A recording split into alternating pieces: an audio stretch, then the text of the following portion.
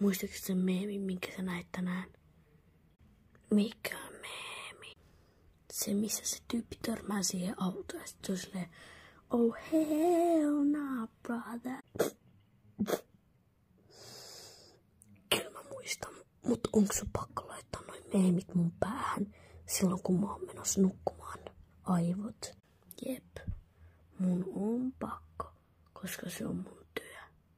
No, sullahan on tylsä työ. Hyvää yötä. Muistatko sen toisen meemin? Se, missä se tyyppi sanoo Chicken jockey. Bro, toi on Minecraft-elokuvasta. Me mentiin kattoo se just tänään.